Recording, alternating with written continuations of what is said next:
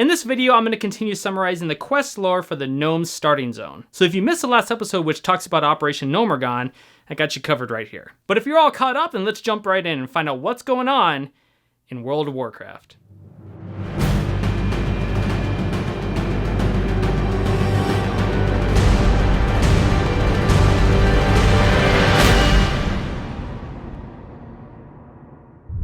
Before we get started, my name is Cameron, and I do summary videos on the quest lore that you may have skipped reading while playing WoW. So if you ever wanted to know what's going on story-wise, then this is the place to be. And if this is the kind of content you like watching from time to time, then consider hitting the subscribe button as well as that like button if this is your kind of thing. Okay, back to the gnomes. Last time we left off, we found ourselves escaping Gnomergon, and now we've reached the top and heard from High Tinker Mechaturk about what Operation Gnomergon was really all about. Now we're meeting up with Captain Tread Sparknozzle to find out what our next task is. He says that the Cataclysm has opened up some new caves to the south, beneath Frostmane Hold. So it's like a cave within a cave, and a bunch of trogs have flooded out, which then proceeded to displace the trolls that used to live there. High Tinker Mechaturk has hired Jessup McCree, a renowned demolitionist, to go into Frostmane Hold and close the caves. But there's been no word from him in quite some time. Captain Sparknozzle wants you to visit Jessup's camp, near Frostmane Hold south beyond the toxic airfield. So you head out to Jessup's camp, and once you arrive, Jessup tells you that the Trogs have stolen his explosives, so he wants you to go kill Rockjaw Bone Pickers, or Rockjaw Marauders until you've collected 7 of the powder kegs. Now, he usually has a crew to help him with his demo jobs, but they've also been captured by the Trogs, so he wants you to go free 6 of them from the cages in the local area. Now you head out, free Jessup's men from the cages, and kill Trogs until they drop the powder kegs. After that, you head back to Jessup. He's glad that you freed his men and returned his supplies, and tells you that his men have already begun working on setting up the explosives. Now, all you need to do is enter the cave and activate the detonator, which will collapse the tunnel and stop the flow of Trogs coming out of the cave. Also, while you're there, Jessup wants you to take out the troll leader named Boss Brugger, and says that with him gone,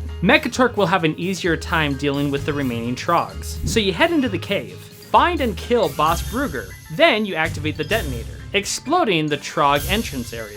After that's done, you run out and report back to Jessup. He says that he could feel the blast from here, and rewards you with the acceleration belt for having gone into the cave. Now, Jessup wants you to bring back his report to High Tinker Mechaturk up in New Tinkertown. So you head back north, and hand the report to Mechaturk. After he reads it, he says that now we can turn our attention over to Crushcog. Now remember from the last episode, Crushcog is Thermoplug's most loyal henchman, and he and a group of irradiated gnomes have taken over an old arsenal to the north of here. In that building, Crushcog's technicians are repairing a bunch of mechanotanks, well, they're just weapons, and we need to stop them before they're able to get them back online. Mechaturk wants you to head up to the arsenal and kill 8 of Crushcog's minions. You also run into Hinkle's Fast Blast, who says that they can't figure out what Crushcog's gonna do with those mechanotanks up at the arsenal, so it's best that you blow up 5 of them with the techno grenades that he gives you. Now you head out, and once you reach the arsenal, you proceed to kill 8 of Crushcog's minions, as well as blow up 5 of the mechanotanks. After that's done, you hightail it out of there back to New Tinkertown. Once you arrive, you report back to Hinkle's Fast Blast. He says that Mechaturk will be pleased to know that you're ruining Crushcog's plans, and rewards you with a pair of torque-applying gloves for your work at the arsenal. You then run up to High Tinker Mechaturk, who says that what you've done has set back Crushcog quite a bit,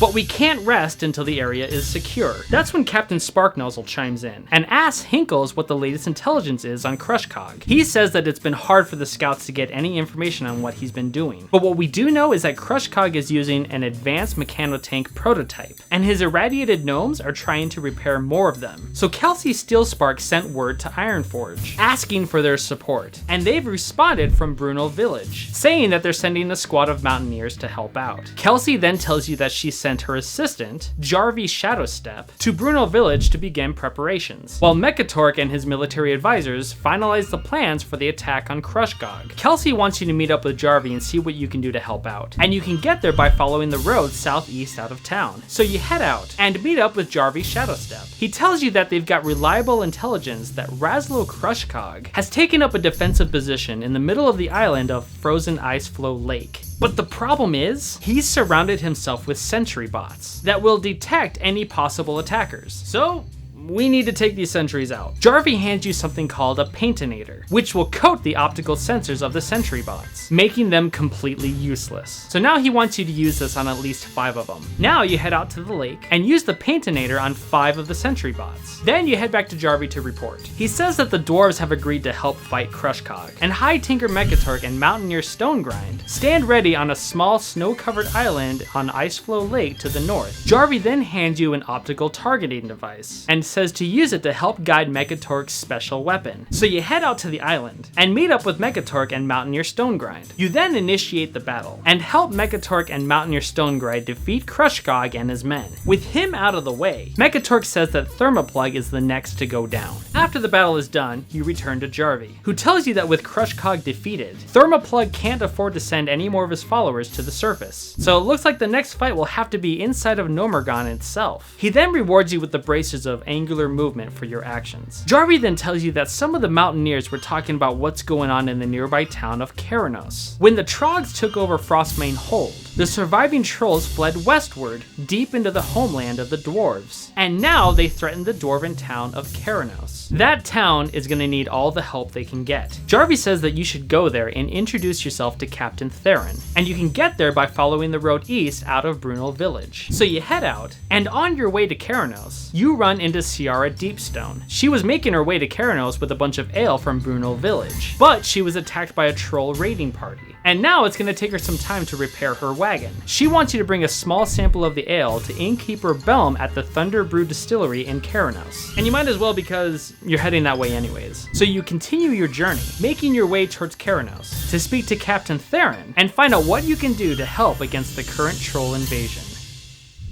And that is the quest lore for the Gnome Starting Zone. We're definitely not done with this area yet, so we'll continue by checking out what's going on with the dwarves, which starts pretty much in the same area. Again, thank you to the Patreon members for their continuing support. Every donation goes into making the summary project better and better. If you'd like to help support this channel through Patreon, then go ahead and check out the link down below. And with that, we'll see you next week when we find out what's going on with the dwarves in the Tales of Azeroth.